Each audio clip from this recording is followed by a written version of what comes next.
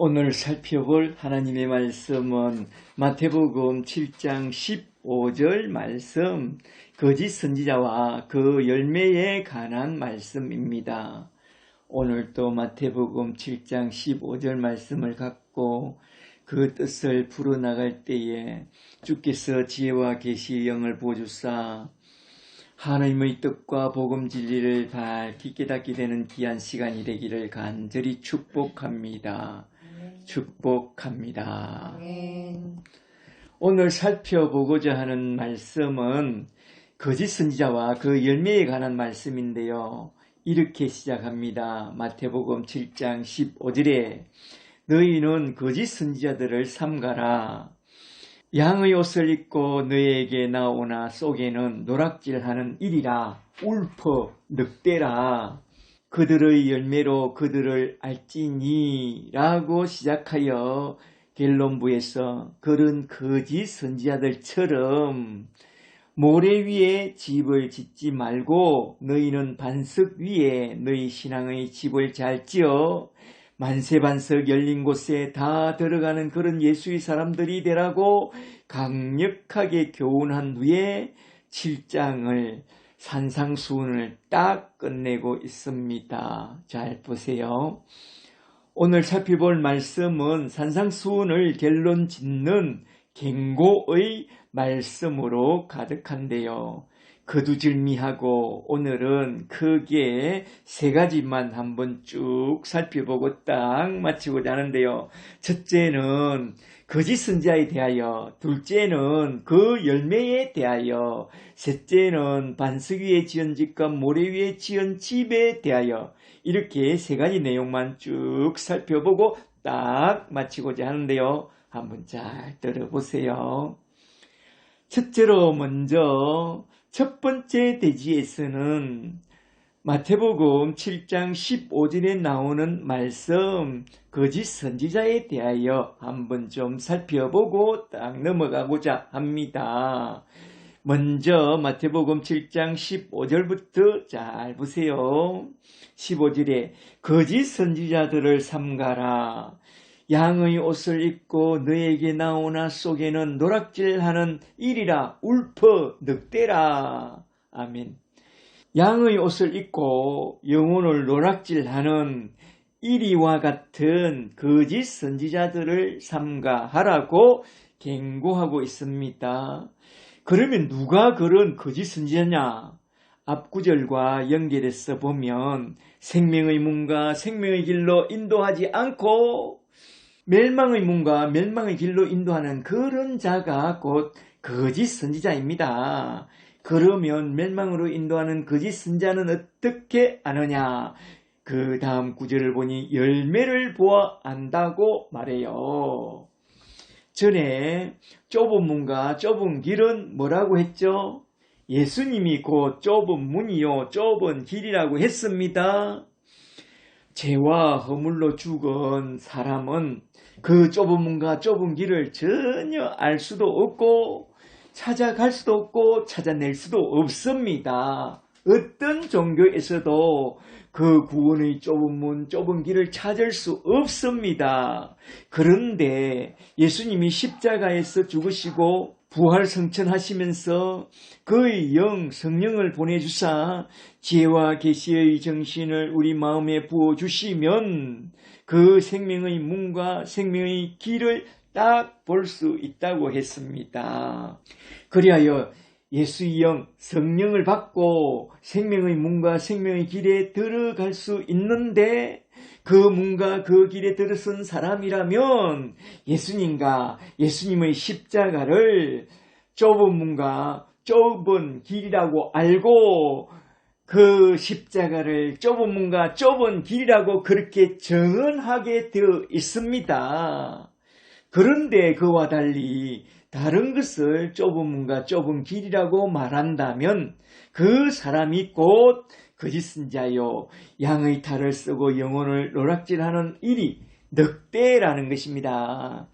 양의 탈을 쓰고 우리 영혼을 노락질하는 이리와 같은 거짓 선지자는 사람의 보기에는 바르나 필경은 사망의 길로 인도하는 그런 자입니다. 만일 예수 십자가의 복음을 제쳐놓고 또 다른 좁음과 좁은 길을 이야기한다면 그 사람은 사람의 보기에 좋으나 필경은 사망으로 멸망으로 인도하는 자입니다. 말하자면 예수 십자가의 복음은 전혀 말하지 않고 또 다른 좁음과 좁은 길을 말하면서 그 좁은 문과 좁은 길을 들어가면 영혼이 잘 되고 범사가 잘 된다고 하면서 주일 성수와 11조와 새벽기도와 교회 일에 열심과 충성과 봉사와 헌신과 전도를 부추기면서 헌신의 마일리지와 포인트를 쌓아서 그 좁은 길과 좁은 문을 들어간다면 이 세상에서 뿐만 아니라 저 세상에 가서도 큰 상급을 얻는다고 말한다면 그런 사람이 멸망으로 인도하는 그런 거짓 선지자입니다. 성경에 그런 헌신의 마일리지를 쌓으면 이 땅에서도 잘 되고 저 땅에 가서도 큰 상급을 받게 된다는 그런 말씀이 있나요? 전혀 없습니다. 하나도 없습니다. 그런데 이단은 그런 좁은 문과 좁은 길을 제시하면서 그 길이 마치 생명의 길인 것처럼 말하니 그런 교주가 하는 말을 철떡같이 믿고 불나방처럼 저 사망의 길로 멸망의 길로 달려가는 것입니다. 안타깝죠. 그렇다면 우리 정통교회는 그런 좁은 문과 좁은 길을 말하지 않느냐? 전통교회 목사라고 해도 예수 십자가의 복음을 제쳐놓고 열심과 충성과 봉사와 헌신과 전도를 부추기면서 헌신의 마일리지와 포인트를 쌓아서 그 좁은 문과 좁은 길을 들어가면 이 세상에서 뿐만 아니라 저 세상에 가서도 큰 상급을 얻는다고 그렇게 말하고 앉아있다면 그런 목사도 거짓 선지자입니다. 이리요 늑대이죠.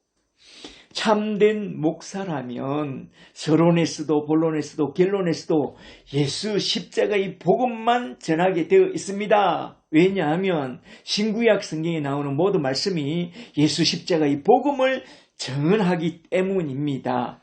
그래서 바울은 예수 십자가의 복음 외에 다른 복음을 전하는 자는 다 가짜라고 말씀하신 것입니다. 잠시 사도행전 20장 26절을 좀 보세요. 사도행전 20장 26절에 그러므로 오늘 여러분에게 청언하거니와 모든 사람의 피에 대하여 내가 깨끗하니 이는 내가 꺼리끼지 않고 하나님의 뜻을 여러분에게 다 전하였습니다. 지금 바울 사도는 에베소 교회 장로들을 밀레도 항구에 불러놓고 고별 설교를 하고 있는데요. 잘 들어보세요. 20장 28절에 여러분은 자기를 위하여 또한 온 양떼를 위하여 삼가라. 성령이 그들 가운데 여러분을 감독자로 삼고 하나님이 자기 피로 말하자면 예수 십자가의 피로 사신 교회를 보살피게 하셨느니라. 내가 떠난 후에 29절에 사나운 이리가 양의 탈을 쓰고 여러분에게 들어와서 양떼를 아끼지 아니하며 또한 여러분 중에서 제자들을 끌어 자기를 따르게 하려고 어그러진 말을 하는 사람들이 말하자면 십자가의 복음이 아닌 다른 말을 하는 자들이 일어날 줄을 내가 아노라. 그러므로 여러분이 일깨워 내가 3년이나 밤낮 쉬지 않고 눈물로 각 사람을 훈계하던 것을 기억하라. 32절에 지금 내가 여러분을 주와 및 그 은혜의 말씀께 부탁하노니 그 말씀이 여러분을 능히 든든히 세우사 거룩하게 하심을 입은 모든 자 가운데 기업이 있게 하시리라. 아멘. 여기서 잘 보세요. 제자들을 이끌어 자기를 따르게 하려고 복음이 아닌 어그러진 말을 하는 그런 사나운 일이가 일어날 텐데 그런 일이가 바로 거짓 선지자요 거짓 교사라는 것입니다. 그러한 거짓 선지자에 대하여 베드로 사도는 베드로후서 2장 1절에서 크게 경계하라고 말씀하고 있습니다. 베드로후서 2장 1절에 백성 가운데에 또한 거짓 선지자들이 일어났었나니 이같이 너희 중에도 거짓 선생들이 일어나리라. 그들은 멸망케 할 이단을 가만히 끌어들여 자기들을 피로 값주고 사신 주를 부인하고 임박한 멸망을 스스로 자취하는 자들이니라.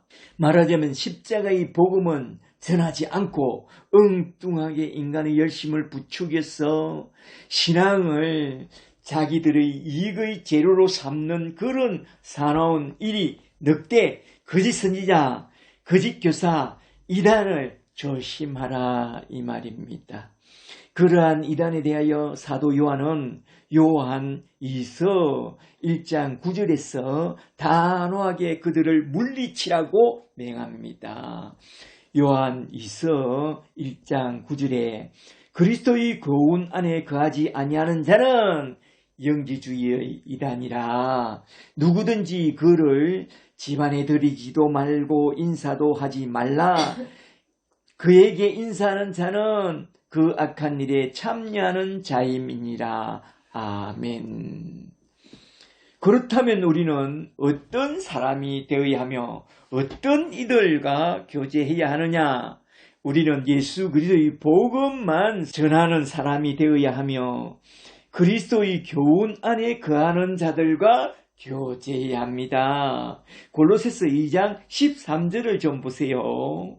우리는 어떤 사람이 되었으며 우리는 어떻게 행해야 하느냐. 잘 보세요.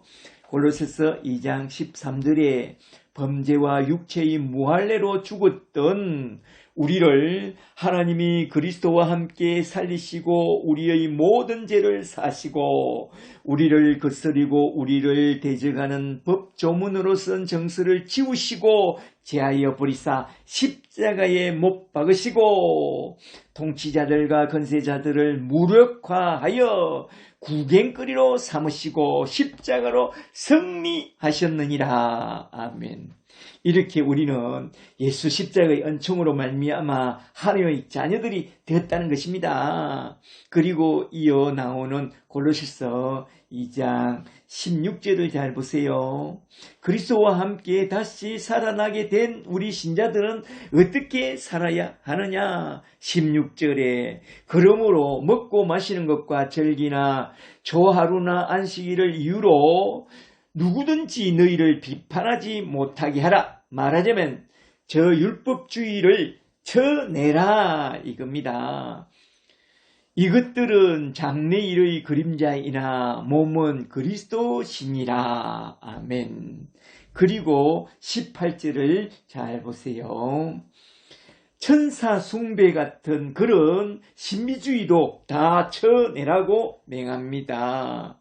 18절에 아무도 꾸며낸 겸손과 천사 숭배를 이유로 너희를 정죄하지 못하게 하라. 신비주의를 쳐내라 이거죠. 그가 그 본 것에 의지하여 그 육신의 생각을 따라 헛되이 가장하고 머리를 붙들지 아니하는 자라. 너희가 세상의 초등 학문에서 말하자면 율법주의와 신비주의에서 너희는 그리스도와 함께 죽었거든. 어찌하여 세상 사람들처럼 또 그런 구례에 순종하느냐. 어리석도다. 골로새 사람들아. 예수 그리스도께서 십자가에 못 박으신 것이 너희 눈앞에 밝히 보이거든. 누가 너희를 깨드냐. 왜 저 율법주의와 신비주의를 붙잡느냐? 21절에 붙잡지도 말고 맛보지도 말고 만지지도 말라. 이 모든 것은 한때는 쓰이고 없어지리라. 아멘. 과거에 골로새 교회에 두 종류의 이단이 양의 탈을 쓰고 교회 안에 침투해 들어왔으니 그 두 이단은 첫째는 율법주의와 둘째는 신비주의라. 이러한 이단 사상과 거짓 교사를 떨쳐버리고 너희는 십자가를 온전히 붙들으라 이 말입니다. 우리에게 자유를 가져다 주는 예수 십자가의 복음을 붙들어야지 저 율법주의와 저 신비주의로 다가왔어. 헛된 열심과 헌신을 부추겨서 이 세상에서도 잘되고 저 세상에서도 큰 상급을 받는다고 하는 그런 멸망케 할 이단 사상을 붙잡으면 안 됩니다. 성경에는 그런 사상은 없습니다. 붙잡지도 말고 만지지도 말라 이 말입니다. 성경에는 처음부터 십자가, 서론도 본론도 결론도 십자가를 이야기합니다. 자기를 부인하고 십자가를 지고 예수님을 따라가자. 사도들처럼 그렇게 살자.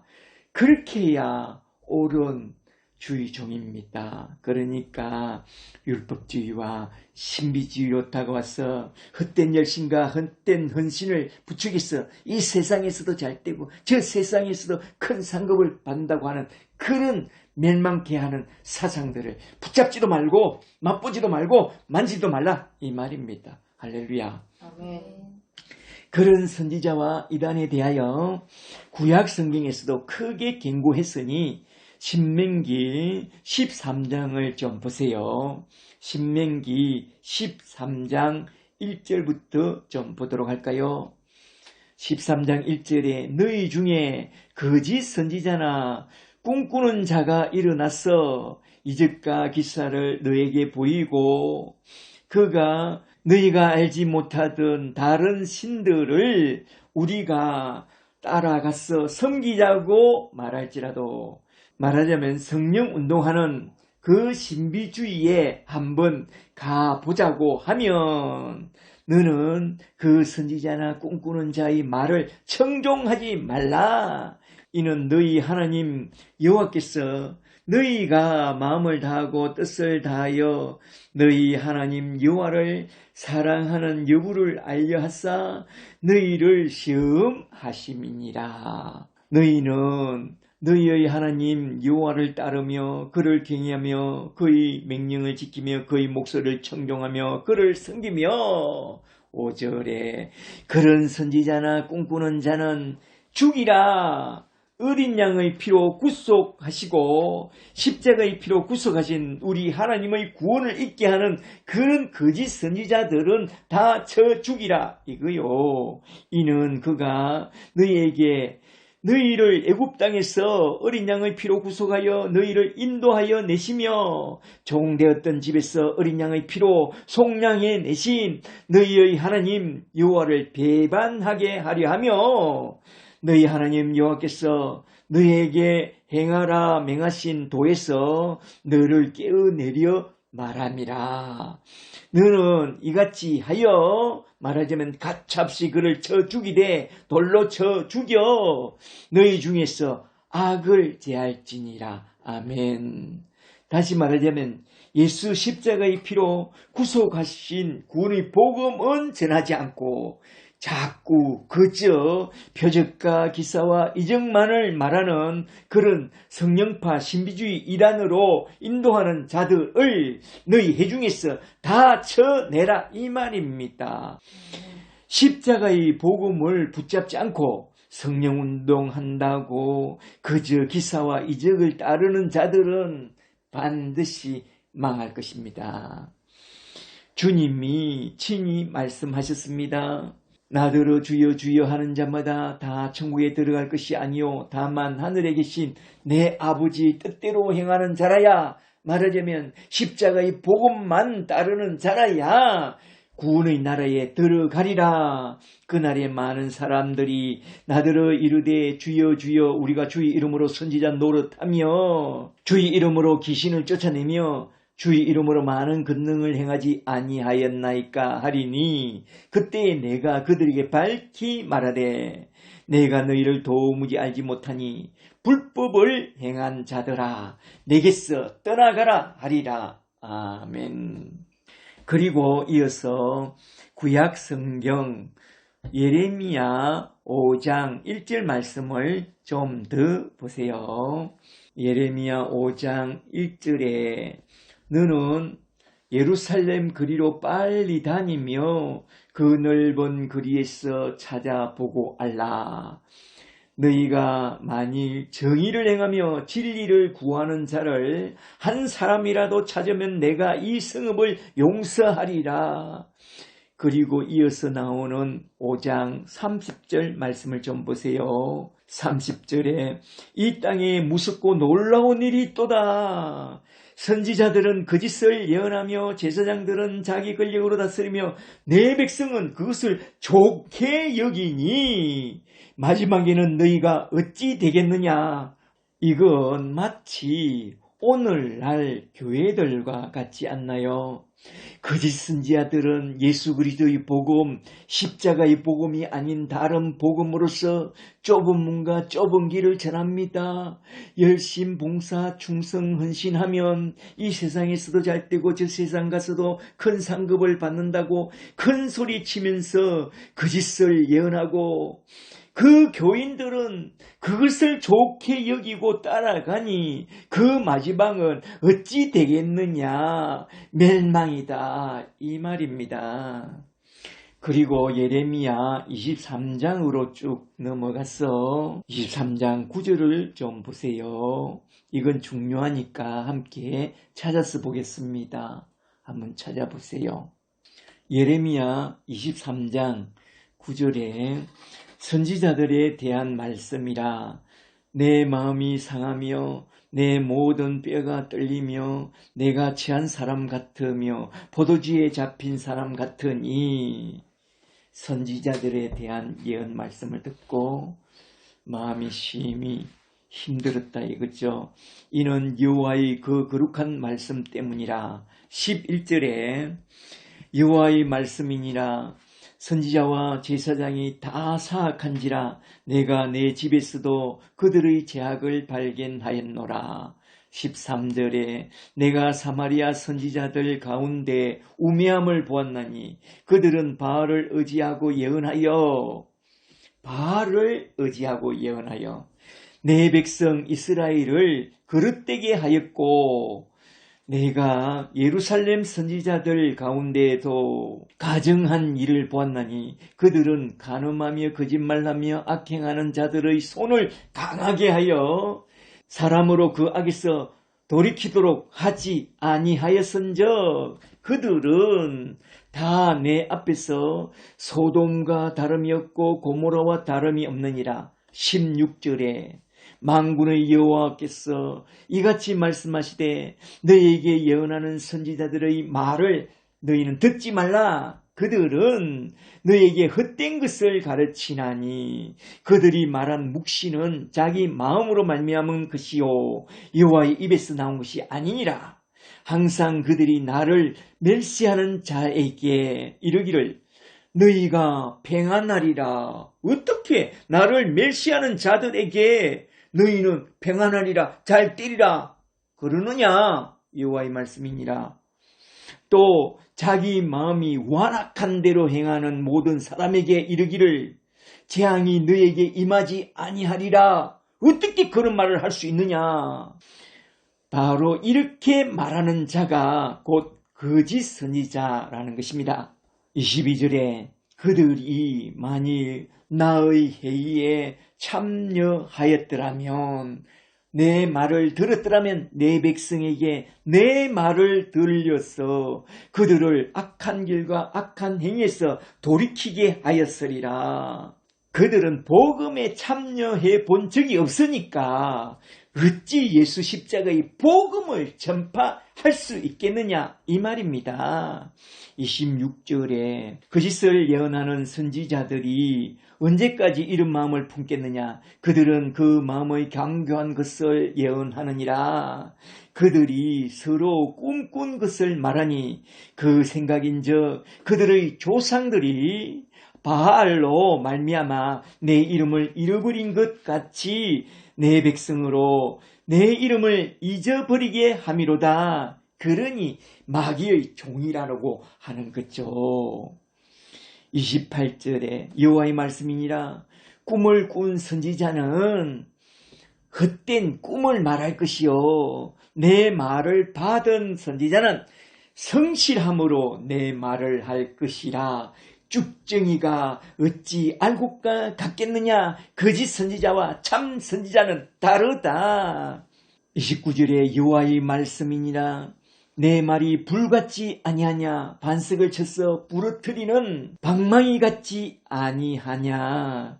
그러므로 보라, 내 말을 도둑질하는 선지자들은 마지막 날에 내가 치리라, 쳐서 멸하리라. 아멘. 하나님이 모두 다 지켜보고 있으니 조심하라, 이 말입니다. 이제 신약 성경으로 넘어와서 잘 보세요. 그런 멸망당할 거짓 선지자들이란 저 외식하는 바리새인들과 서기관들이라고 그렇게 말씀하는데요. 마태복음 23장 13절을 좀 보세요. 마태복음 23장 13절에 화 있을진저 외식하는 서기관들과 바리새인들이여, 화 있을진저, 이 말은 멸망당하리라, 이 말입니다. 너희는 천국 문을 사람들 앞에서 닫고 너희도 들어가지 않고 들어가려 하는 자도 들어가지 못하게 하는도다.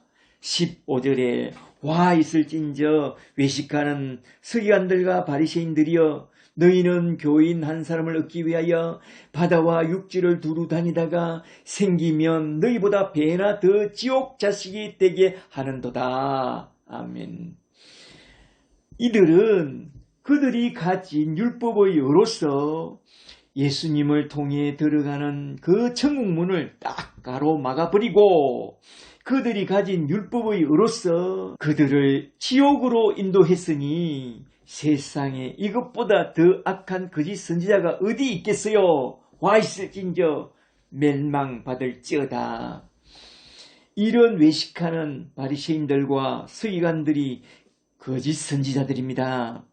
율법을 가졌다면 그 율법으로서 죄에서 돌이키게 하여 구원의 근원이신 예수님에게로 인도해야지. 그리하면 되겠어요? 이제 거짓 선지자들이 얼마나 사악한 이와 늑대들인지 잘 아시겠죠? 그렇다면 그런 거짓 선지자들을 어떻게 분별할 수 있느냐?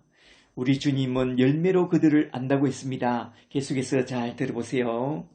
이제 두 번째 대지로 넘어가서 마태복음 7장 16절에서 그들은 열매로 안다고 하신 우리 주님의 말씀에 대하여 한번 좀 살펴보고 넘어가도록 하겠습니다.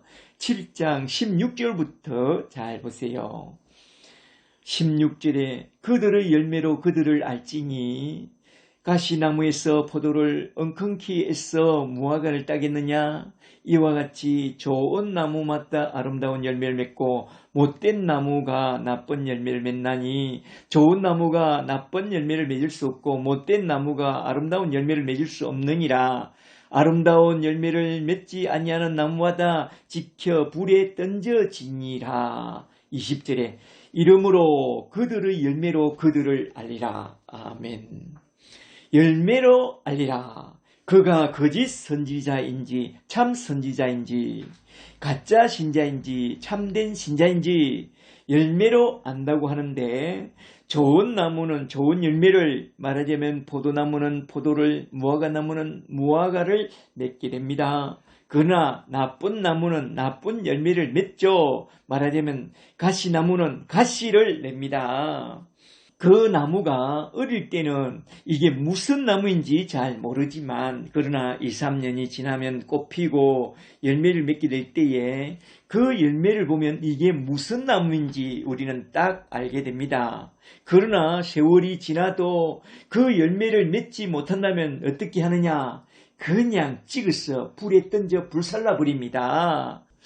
잠시 요한복음 15장 5절 말씀을 좀 보겠습니다. 여기에 포도나무와 그 열매에 대한 비유가 딱 나오죠. 요한복음 15장 5절에 나는 포도나무요 너희는 가지라. 그가 내 안에 내가 그 안에 거하면 이 사람은 열매를 많이 맺나니 나를 떠나서는 너희가 아무것도 할 수 없음이라. 너희가 내 안에 거하지 아니하면 꺾인 가지처럼 버려져 마르나니 사람들이 그것들을 모아다가 불에 던져 사르느니라. 그리고 7절을 좀 더 보세요. 15장 7절에 너희가 내 안에 거하고 내 말이 너희 안에 거하면 무엇이든지 원하는 대로 구하라. 말하자면 하나님 나라와 하나님 뜻을 이루는 데 필요한 것이라면 무엇이든지 원하는 대로 구하라. 그리하면 이루어 주시리라. 그리하여 너희가 열매를 많이 맺으면 내 아버지께서 영광을 받으실 것이요 너희는 내 제자가 되리라. 아멘. 제자의 열매를 맺으라 이 말입니다. 여기서 잘 보시면 아름다운 열매를 많이 맺는 방법이 딱 나옵니다. 그건 너희가 내 안에 거하고 내 말이 너희 안에 거하면 아름다운 열매를 많이 맺게 될 것이라고 말씀하고 있습니다. 잘 보세요. 이걸 갈라디아서 2장 20절 말씀으로 말하자면 이렇습니다.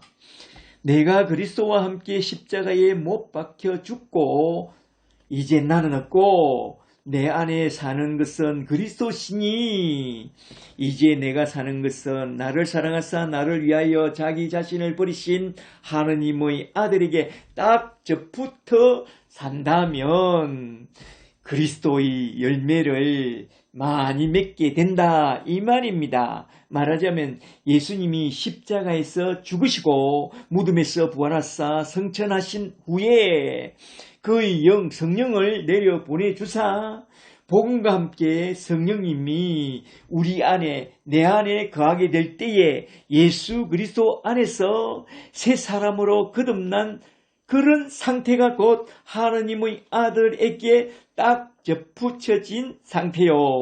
우리가 예수님의 말씀 안에 가고 예수님의 성령이 우리 안에 거하심으로써 우리가 아름다운 열매를 많이 맺게 된다 이 말입니다.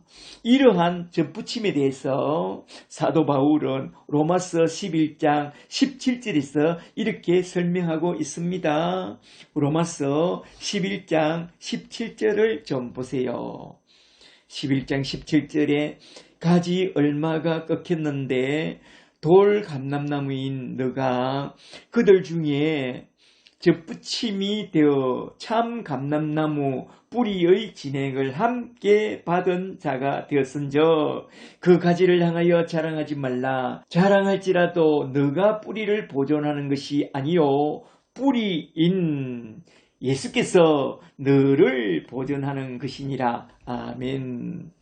어떤 사람이 접붙이는 일에 취미가 있어서 집안에 있는 한 나무에다가 여러 가지 가실나무를 접붙이기에 성공을 했답니다.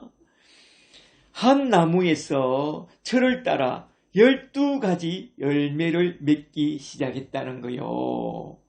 제일 위에는 천도복숭아, 그 아래는 황금배, 그 옆에는 황금상아, 그 옆에는 황금홍시. 재밌죠? 이 이야기를 들었을 때 저 천국 도성 안에 흐르는 생명수 강가에 달마다 12가지 열매를 맺는 생명나무가 생각났습니다. 접붙이기를 잘하면 12가지 열매 그 이상이 열릴 것입니다. 이것은 비유입니다. 제 많은 우리 나무를 꺾어서 제가 하나도 없으신 예수 그리스도의 생명나무 안에 딱 접붙이게 된다면 접붙이는 이가 성부 하나님이시기에 나와 너와 우리 하나님이 택한 수많은 이들이 그리스도 예수 안에 딱 접붙임을 받아서 수많은 열매를 맺게 될 것이다 이 말입니다. 그렇다면 그 열매는 뭘까요? 그 열매를 아는 것이 참으로 중요한데요. 한번 잘 들어보세요. 예수 그리스도는 우리의 거루턱이라 그 거루턱이 뿌리로부터 진액을 공급받아 맺게 되는 열매는 예수님이 제자들에게 열매를 맺으라고 맹하신 그 열매인데요. 그 열매가 뭐냐고요?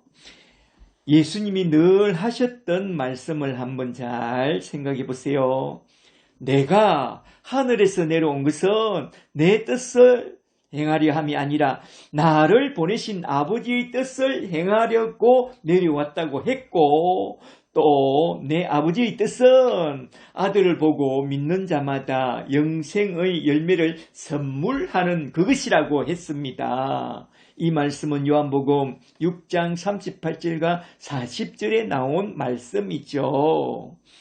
그리고 우리 주님이 십자가에 달려 죽고 부활하사 성천하기 바로 직전에 하신 말씀이 뭔지 아세요?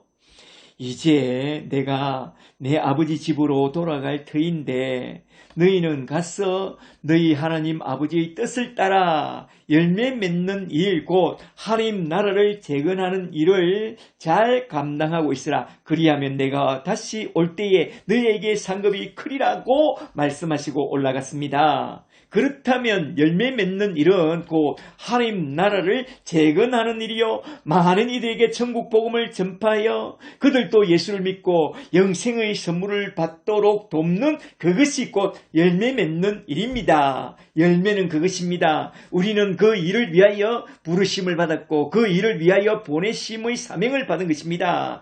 이러한 열매 맺는 일이 우리가 받은 사명인 줄 믿습니까? 그러면 그 열매는 어떻게 맺게 되느냐? 예수님 안에 거할 때에 예수의 영, 성령으로 말미암아 그 열매를 맺게 되는데요. 그 열매는 우리의 열심과 봉사와 충성과 헌신으로 우리 힘으로 그 열매를 맺을 수는 없습니다. 오직 예수님의 영, 성령이 우리 안에서 온전히 역사할 때에 그 열매를 맺게 됩니다.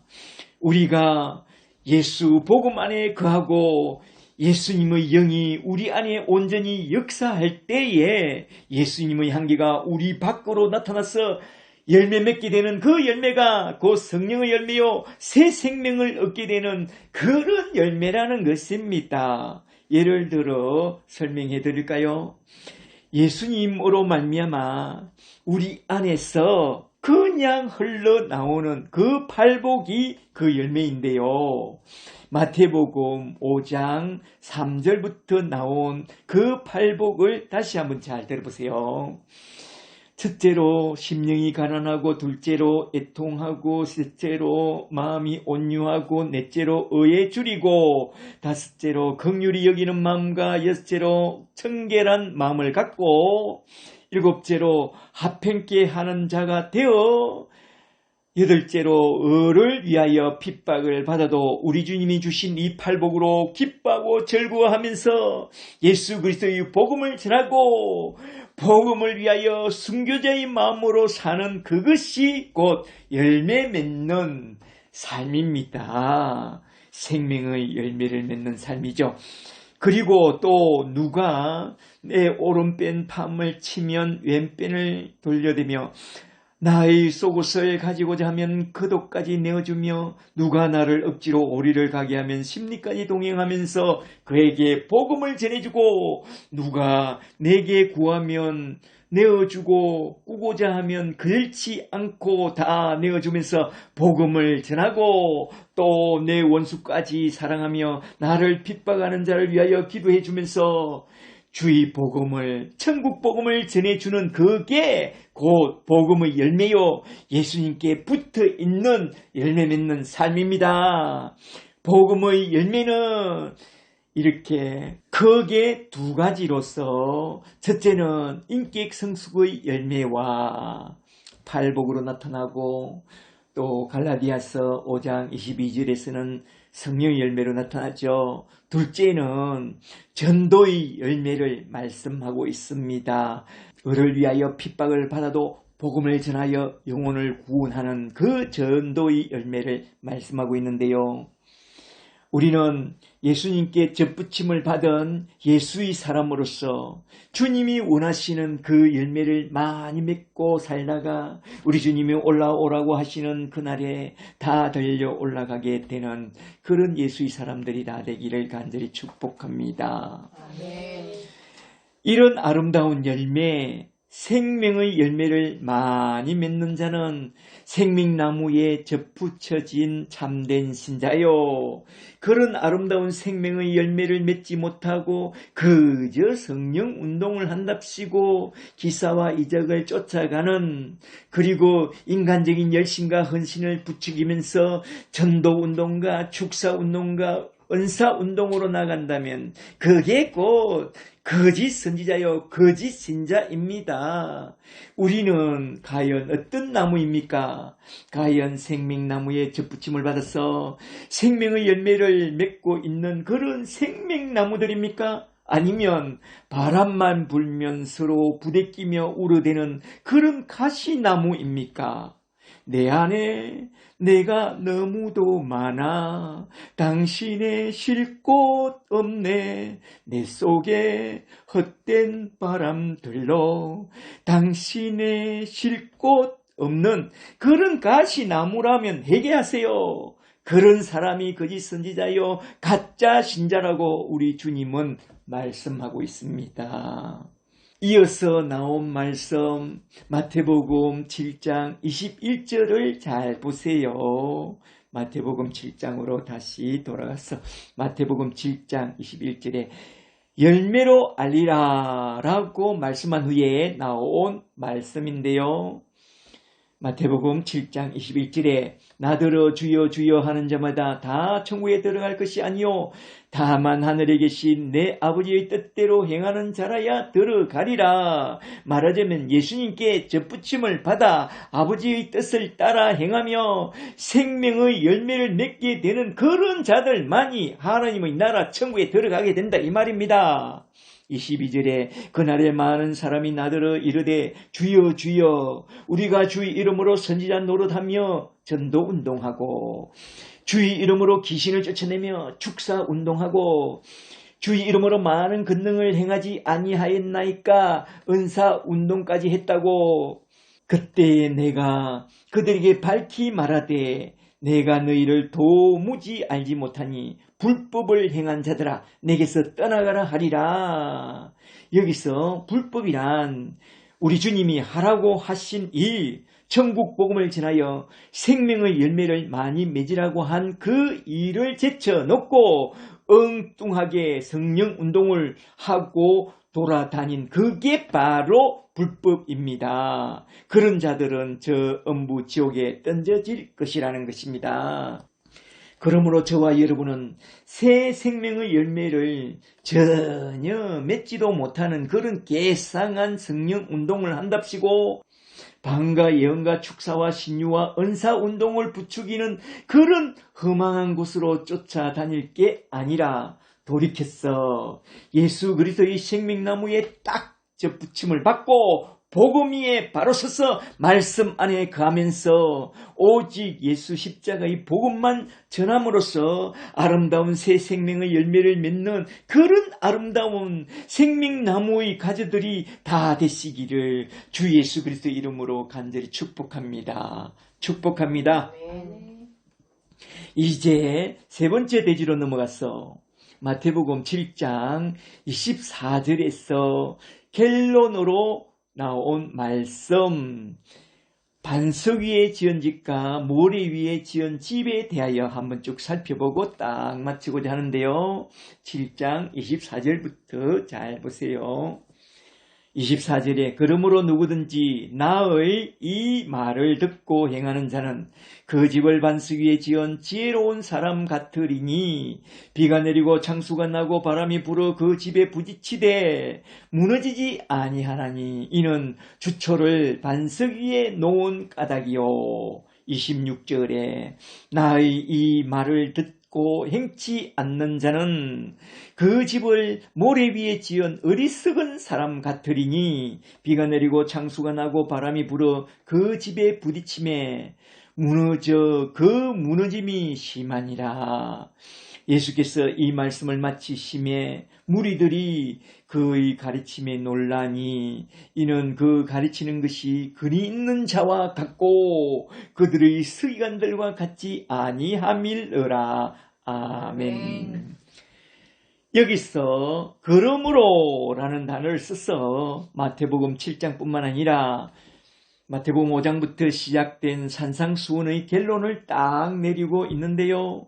24절에 그러므로 누구든지 나의 이 말을 듣고 행하는 자는 그 집을 반석 위에 지은 지혜로운 사람이요. 26절에 나의 이 말을 듣고 행치 않는 자는 그 집을 모래 위에 지은 어리석은 사람이라고 말씀합니다. 이게 무슨 말씀이냐?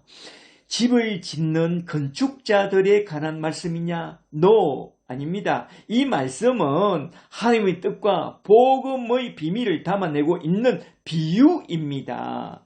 이 이야기는 집 짓는 이야기로 빠지면 안 됩니다. 잘 생각해 보세요. 어떤 이는 반석 위에 집을 지었다. 어떤 이는 모래 위에 집을 지었다. 같은 동네입니다. 그런데 창수가 나고 산사태가 나면 모두 다 끝장입니다. 우리가 종종 뉴스를 봐서 알잖아요. 또 모래 폭풍이나 토네이도가 한번 휙 지나가면 반석 위에 지었든지 모래 위에 지었든지 다 끝장납니다. 그죠?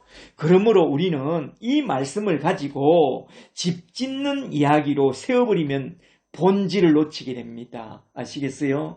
본질에 충실해야 됩니다. 주님이 하시는 말씀의 본질을 알아야 됩니다. 그러니까 이 비유는 집 짓는 그런 이야기를 한 게 아니라 복음의 비밀을 담아내고 있습니다. 말하자면 반석이라는 예수 그리스도의 터 위에 신령한 신앙의 집을 지을 것이냐, 하늘에다가 우리 집을 지을 것이냐, 아니면 모래라는 이 세상 풍조 위에 세속적인 욕망의 집을 지을 것이냐, 세상에 발을 뻗치고 살 것이냐, 그 말입니다. 과거엔 홍수로 심판했지만 종말에는 지옥불로 심판한다고 했습니다. 지옥불에 불타지 않고 구원받게 될 사람은 곧 신령하신 예수 그리스도의 복음, 십자가의 복음 위에 그 신앙의 집을 지은 사람이요, 그러지 않고 이 세상 풍조 위에 자신의 세속적인 욕망의 집을 짓게 된다면 마지막 날에 지옥 불못에 던져지게 된다는 그런 비유의 말씀입니다. 이 비유는 이렇게 종말론적으로 해석해야 마땅합니다. 잘 아시겠죠? 여기서 중요한 것은 우리 신앙의 집을 반석이 되신 예수 그리스도의 복음 위에 지어야 한다는 이 말씀인데요. 나의 이 말을 듣고 행하는 자가 곧 반석 위에 집을 지은 지혜로운 사람이라고 말합니다. 이게 무슨 말씀이냐? 이건 앞에서도 말씀했듯이 하늘에 계신 내 아버지의 뜻대로 행하는 자가 곧 내 말씀을 듣고 행하는 자요. 내 아버지의 뜻대로 행하는 것은 요한복음 6장에 의하면 하나님이 보내신 자 예수 그리스도를 믿고 따르는 그것이 내 아버지의 뜻대로 행하는 것이라고 했습니다. 그러므로 예수님이 하신 이 말씀을 듣고 행하는 자란 하늘에 계신 내 아버지의 뜻을 따라 예수를 믿어 영생을 얻고 예수를 따라가는 그것이 곧 나의 말을 듣고 행하는 자요, 그 사람이 반석 위에 집을 지은 지혜로운 사람이라는 것입니다. 그렇다면 죄란 무엇이냐? 요한복음 16장 9절에 의하면 예수님과 예수님이 하신 말씀을 믿지 않는 그것이 죄라고 합니다. 디도서 1장 16절에 나온 말씀으로 말해볼까요? 죄란 하나님을 입으로는 시인하나 행위로는 부인하는 것과 하나님 말씀에 복종하지 않는 그것이 가증한 죄라고 말하고 있습니다. 그러한 죄 위에 신앙의 집을 짓는 자는 미련하고 어리석은 사람이요, 하나님 말씀에 기초하지 않는 그런 신앙의 집은 어리석은 집이요, 예수님이 하신 말씀 곧 복음 위에 우리 신앙의 집을 짓는 자는 지혜로운 사람이라는 것입니다. 그렇다면 그런 지혜로운 사람은 어떤 사람이냐? 베드로전서 2장 5절을 좀 보세요. 여기에 신령한 집을 짓는 이야기가 나오는데 한번 잘 들어보세요. 누가 지혜로운 사람이냐? 베드로전서 2장 5절에 너희도 산돌같이 신령한 집으로 세워지고 예수 그리스도로 말미암아 하나님이 기쁘시게 받으실 신령한 제사를 드릴 거룩한 제사장이 될지니라. 기록되었으되 보라 내가 택한 보배로운 모퉁이 돌을 시온에 두노니 그를 믿는 자는 부끄러움을 당치 아니하리라 하였으니 그러므로 믿는 너희에게는 보배이나 예수 그리스도는 너희에게는 보배이나 믿지 아니하는 자에게는 건축자들이 버린 그 돌이 모퉁이의 머릿돌이 되고 또한 부딪히는 돌과 걸려 넘어지게 하는 바위가 되리라 하였느니라. 아멘. 우리의 산돌이요 모퉁이의 머릿돌이 되신 보배로운 예수 그리스도를 믿는 그 믿음 위에 우리 신앙의 집을 짓는 그것이 곧 복음 위에 우리 신앙의 집을 짓는 지혜로운 사람이라는 것입니다. 이것이 바로 지혜로운 사람입니다. 그런 지혜로운 사람에 대하여 사도 베드로는 베드로전서 1장 18절에서 이렇게 선포합니다. 베드로전서 1장 18절에 너희가 알거니와 너희 조상이 물려준 헛된 행실에서 구속함을 받은 것은 은이나 금같이 없어질 것으로 된 것이 아니요 오직 흠이 없고 점이 없는 어린 양 같은 예수 그리스도의 보배로운 피로 된 것이니라. 아멘.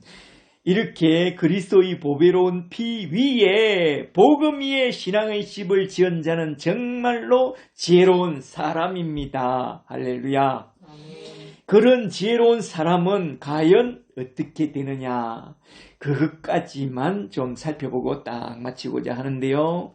잠시 고린도전서 3장 10절 말씀을 좀 보세요. 지혜로운 건축자는 결국에 어떻게 되느냐 그 말씀이 여기 나오는데 잘 보세요. 고린도전서 3장 10절에 내게 주신 하나님의 은혜를 따라 내가 지혜로운 건축자와 같이 복음의 틀을 닦아둠에 다른 이가 그 위에 세우나 그러나 각각 어떻게 그 위에 세울까를 조심하라. 이 닦아둔 것 외에 능히 다른 틀을 닦아둘 자가 없으니 이 틀은 곧 예수 그리스도시라.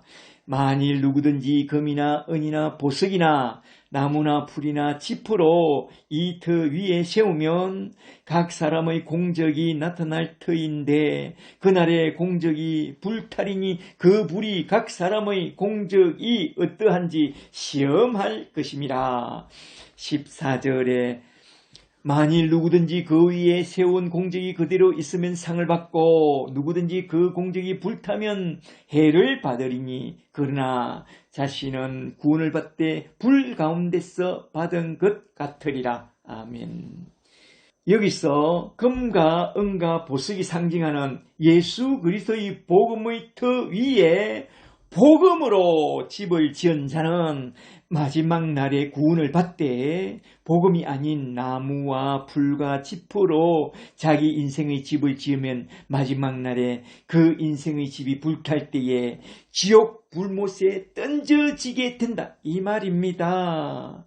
그러므로 우리 신앙의 집을 지을 때에 보석 같은 예수 그리스도의 복음과 십자가의 복음 위에 집을 잘 지은 그런 지혜로운 건축자가 되어 마지막 날에 이 세상이 불탈 때에 너희는 모두 다 구원을 받으라고 하신 이 말씀이 마태복음 7장과 산상수훈의 결론 말씀입니다.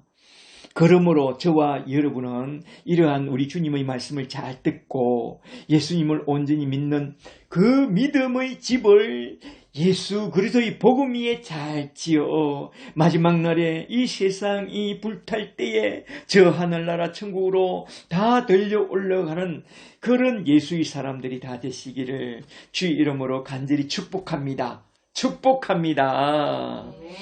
이렇게 해서 오늘은 마태복음 7장에서 산상수훈의 결론으로 나온 말씀, 첫째로 거짓 선지자와 참 선지자, 둘째로 좋은 열매를 맺는 좋은 나무와 나쁜 열매를 맺는 나쁜 나무, 셋째로 반석 위에 집을 지은 지혜로운 신자와 모래 위에 집을 지은 어리석은 신자에 관한 말씀을 한번 쭉 살펴봤는데요.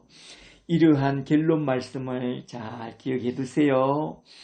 특히 반석이 상징하는 예수 그리스도와 십자가의 복음 위에 우리 신앙의 집을 잘 지은 그런 지혜로운 건축자가 다 되어 마지막 날에 이 세상이 불탈 때에 우리 모두 다 주 예수 그리스도의 이름으로 구원받고 저 하늘나라 천국으로 들려 올라가는 그런 예수의 사람들이 다 되기를 주의 이름으로 간절히 축복합니다.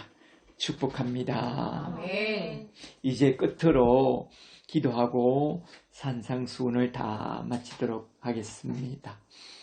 지금은 우리 주 예수 그리스도의 크신 은혜와 하나님 아버지의 지극하신 사랑과 성령님의 내주하시고 인도하시는 크신 은총이 오늘도 내일도 우리 신앙의 집을 반석이 되신 우리 주 예수 그리스도의 복음 말씀 위에 지은 지혜로운 건축자가 되어 남은 세상을 예수 그리스도의 정인으로 살다가 우리 아버지 품으로 다 돌아가게 되기를 간절히 원하고 바라는 저와 여러분과 여러분의 가정 속에 지금부터 영원히 축복합니다. 할렐루야. 아멘. 할렐루야.